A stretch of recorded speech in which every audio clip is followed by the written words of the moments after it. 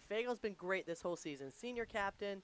All season, she's taken this defense under her wing, and it's been a lot of new defenders when Coach Faraday came in and moved some players around. So tonight, she's looking for another shutout, and that will give her her sixth for the year. Well, yeah, Kayla Thompson, she's a transfer in from West Virginia. Right now, she's first in IVs and saves, goals against average, and shutouts. Tonight, she'll be looking to get another shutout to add to those tallies. Coach Kia McNeil loves her. She fits right into the system, and I mean, she's been Ivy Player of the Week. She's had a great season so far. The Ivy League, just from all the games I've seen, is such high quality this year. Haven't seen it for the past few years. All these teams are fighting to win the regular season championship because, as you know, Ivy League does not have playoffs. that's right. So to advance to the NCAA, it's whoever has the best record on November 9th. It's like the old. Yale just did not clear that ball. Missed clearance, and she was just wide open. Nothing Fagel could do. Right on her doorstep. I was just saying about that forward mentality and putting it in the back of the net. Good for you, Lydia Shaw. You nailed it. Great ball by Winkler, though. There's nothing a goalkeeper can do with that. That is the most feared ball. Low, hard, on the 6-yard line, across the box.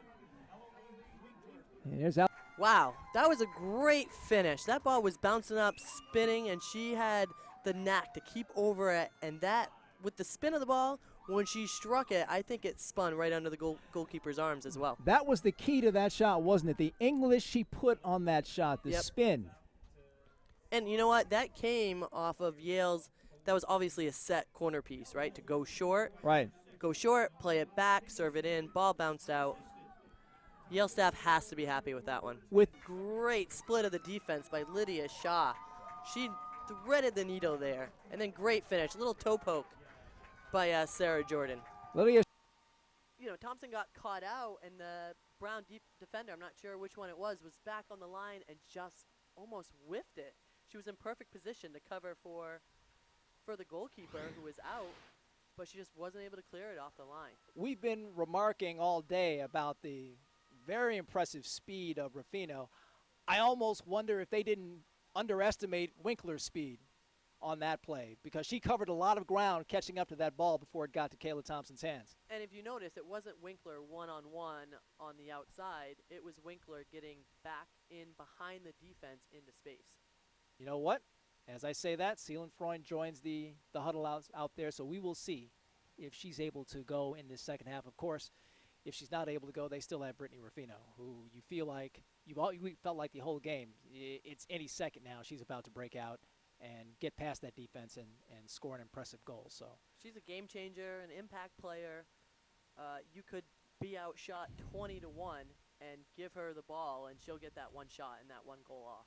And she's had some rest now, but as has Ellery Winkler. And, you know, the substitution patterns for Brendan Faraday, they gave Ellery Winkler some rest there at the end. They haven't given Chavarin. I don't remember if Chavarin's come out of the game. Yeah, I don't think so she has. far. So this 3.5, 4-minute period in between the end of regulation has to be good for her, because it's not like she's just been out there. Chavarin has been working. She works hard every game, and as hard as she works every game, she seems to be working even harder out there today. Yeah, and it looks like they're taping her up real quick now. It looks like she probably got a little knock to the knee, or maybe even a little turf burn on the knee, just to get her prepped and ready. But you know what, Chavarin, one of the things I've said about her all year, she is a gamer, she is a baller. Those type of players, those type of athletes, they love this. Over time, you can get this game winner, you get this goal, you are the hero, and that's what the impact players do. So we're getting ready to get underway. 10 minutes is our overtime. It's sudden death. One score, and that's it. Game over. Just to go over the stakes. Brown wins. They secure the outright Ivy League championship all for themselves. They have to share it with no one. If they lose, they leave the door open to have to share the championship with Harvard, although, again, they beat Harvard, so they will get the automatic bid to the NCAAs. Yale wins, and they've got a real chance with the 42 RPI going into this game of getting an NCAA at-large bid on Monday. They lose, obviously that chance goes away. If you're looking at it, right, if Yale comes out with a win, they're beating someone with a number 7 RPI. So it's gotta boost them. How many points? I don't know. By the way, there's a shot knocked away. We haven't addressed, we've talked about what if each team wins or loses. What if there's a tie? What if this goes double overtime and ends up as a tie? If from what I understand, if this game ends in a tie, Brown still wins the Ivy outright, no matter what Harvard does. Yale finishes third with a Columbia loss or a tie at Harvard, or fourth with a Columbia win.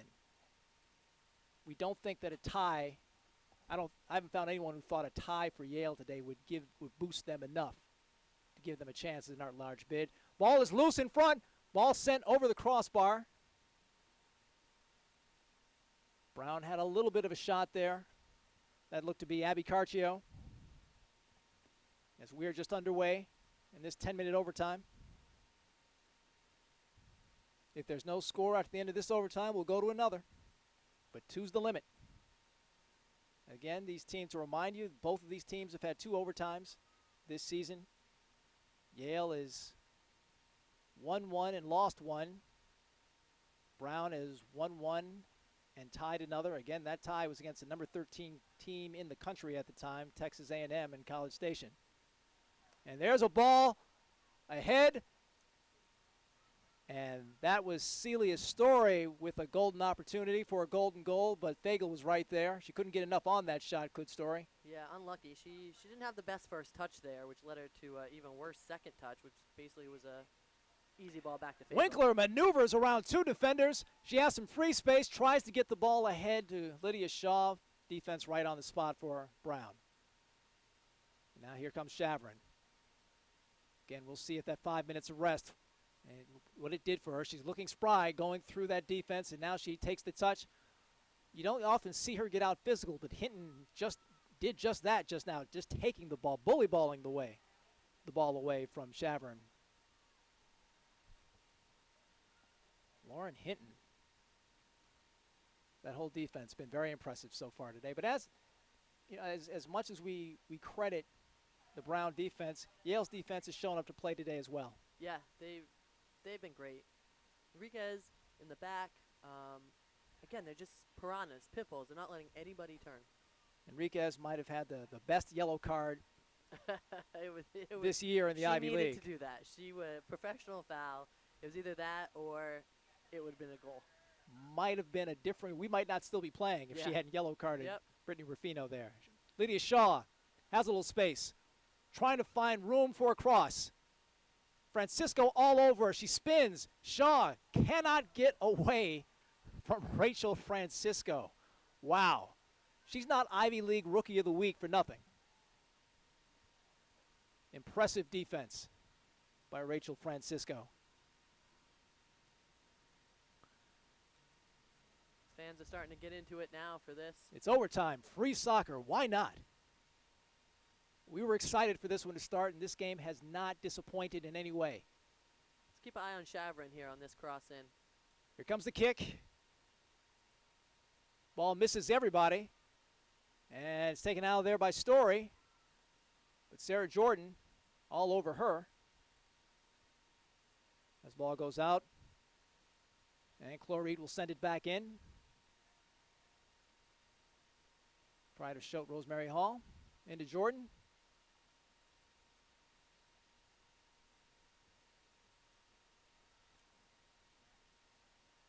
Reyna Bonta has it, sending it, and there's a chance for, and it's Winkler, and they're trying to catch up to it. What a sequence. Penalty kick. And there will be a penalty kick. Lauren Hinton is raising her hands like, what did I do? Great through ball. Tremendous pass. Reyna Bonta just took her space. Watch this. Winkler bearing down on goal, thinking that she's got free run and knocked down from behind. Lauren Hinton thinks that it was just incidental contact. Referee does not agree. This game could be over in a matter of seconds. The Brown players are pointing to the monitor, saying, watch the replay. So now you have Chavrin, right? We said it. She's the impact player. She's stepping up. She's taking this penalty kick. Ariel Chavrin, she's done this before. Not too sure what the referee is doing, but he's going to go talk to the linesman. Ariel Chavrin in her career is 3 of 4 on penalty kicks. Again, no VAR in the Ivy League, so it's not like the referee can look at the monitor and have that change his decision. Well, is there any mechanism for, I mean, since we don't have VAR, I mean, is there any chance this decision would be changed? I don't think so. You can't. And they have changed it. And a roar goes from the crowd. Wow. Wow. That's the definition of a controversial call, and Brendan Faraday is gesticulating wildly. Wow. So it looks like they had a conversation. Now the referee's coming over to discuss. Yeah, he's talking with the fourth official right now, but things are getting a little heated. I would tell the Yale staff not to put that replay back up on the screen. But this is the thing. We don't have VAR in this league. You cannot go to the video to watch a replay. Brendan Faraday is hot. He should be. He should be. He's had to remove himself. We'll take a look at this replay. Now, here's the through ball to Reina Bonta. Now, the question is, incidental contact? I got to say, judging on that replay, I'm not sure it's even clear that Hinton touched Winkler. But it doesn't matter. He can't reverse his call by looking at the monitor. Now, the referee is going to say he spoke to the linesman, and the linesman said no foul, is what I'm going to guess the referee is going to say. But and you don't believe that? I don't believe that. I think Brown was pointing to the monitor. The referee saw that. Well, it's